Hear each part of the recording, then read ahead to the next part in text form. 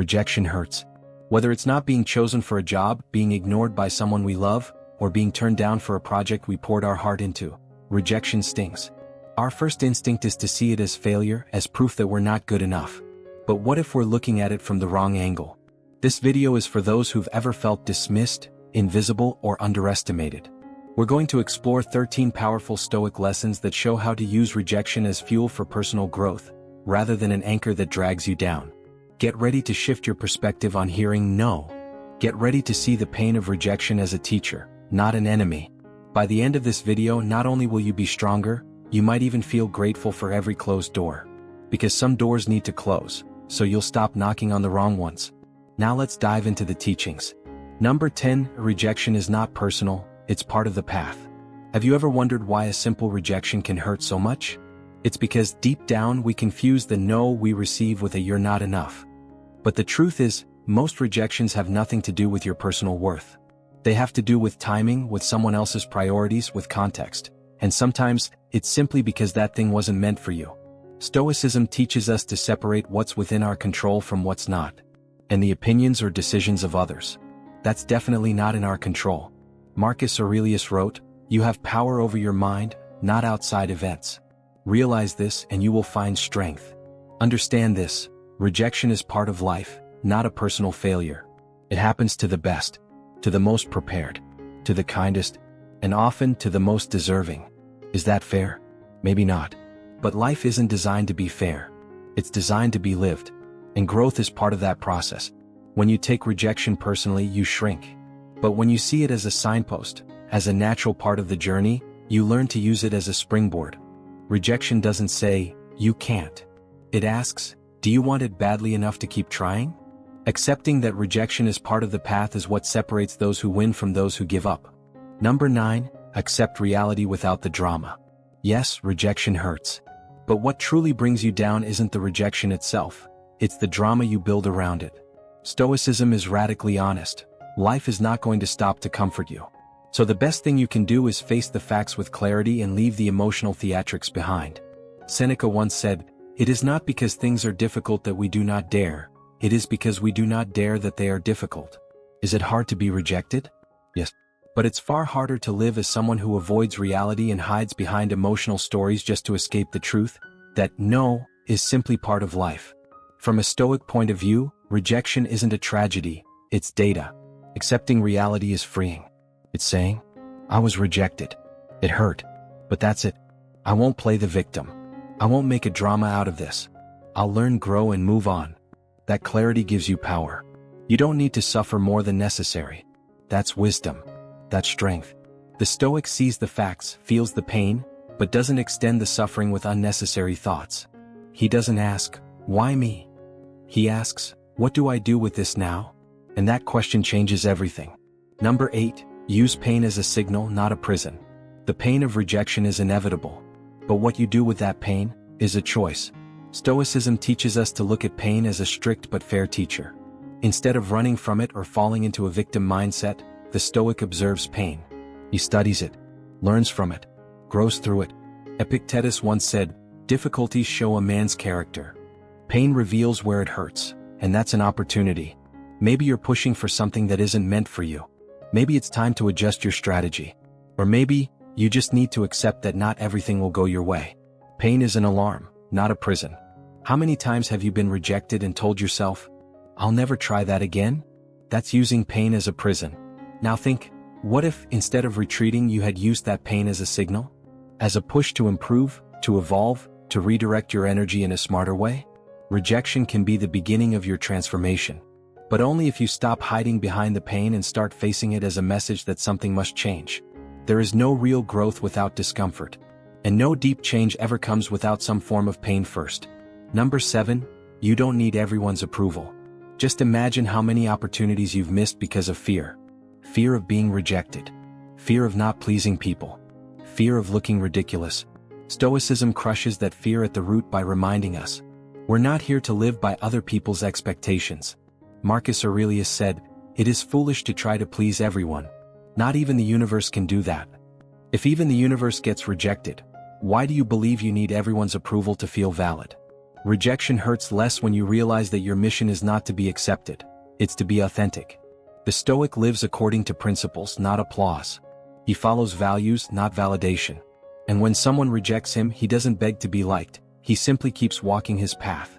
You could be the kindest, smartest, most sincere person in the world, and someone will still reject you. And that's okay. You don't need everyone to like you. What you really need is to like the person staring back at you in the mirror. True freedom begins when you stop chasing approval and start living with purpose. And ironically, that's when you become most respected.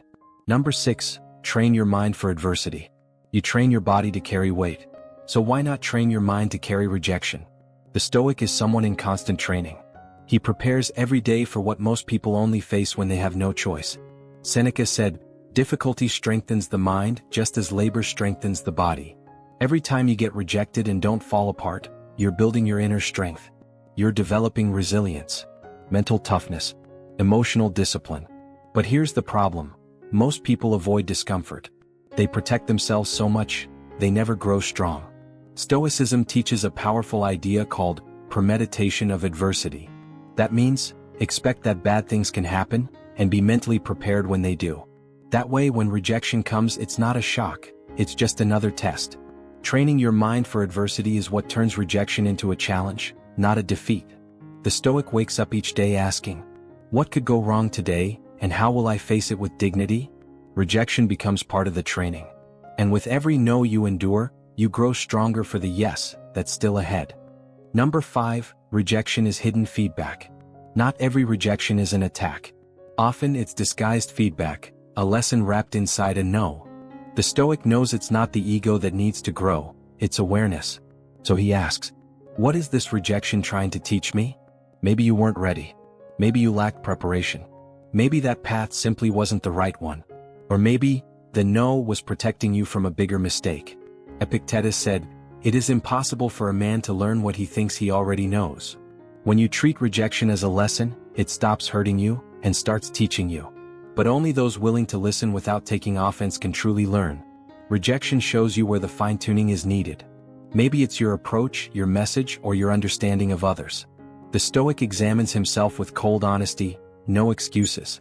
And when the ego wants to shout, "I was wronged," the trained mind calmly answers, "Maybe. But what can I learn from this to become better?" Number 4, don't react. Respond. Most people react to rejection. They react with anger, sadness, or wounded pride. But the Stoic responds. And that difference changes everything. Reaction is instinctive. Response is intentional.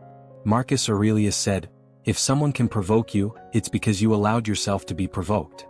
In other words, your reaction isn't their fault, it's your responsibility. The Stoic is not easily shaken, because he knows that intense emotions, if left unchecked, cloud your thinking and leave you at a disadvantage. So when rejection comes, breathe. Wait. Reflect.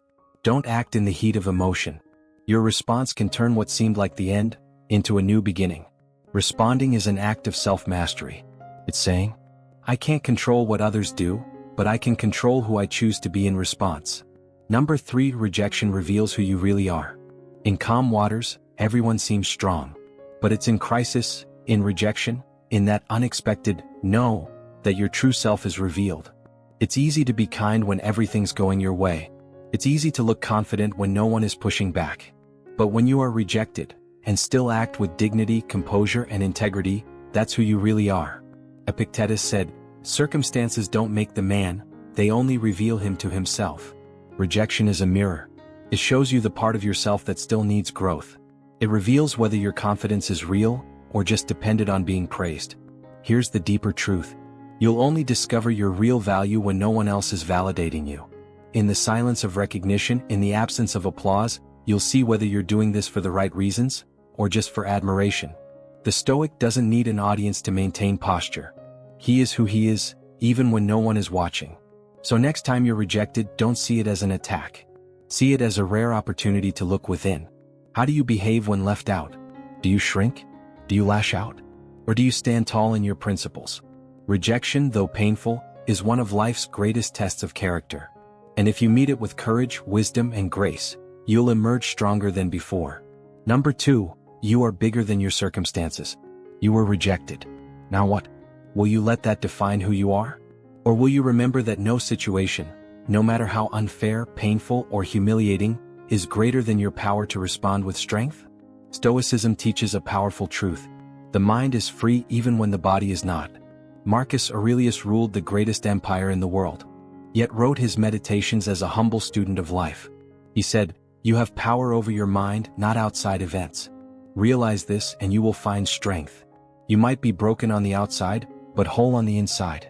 Rejected by others, but at peace with yourself. Circumstances are just the stage. What matters is who you choose to be on it. Rejection doesn't have to shrink you. It can be the very moment that elevates you. The world may say no 1,000 times, but if you keep saying yes to your purpose, you've already won." The Stoic doesn't try to control the world. He works to control himself in response to it.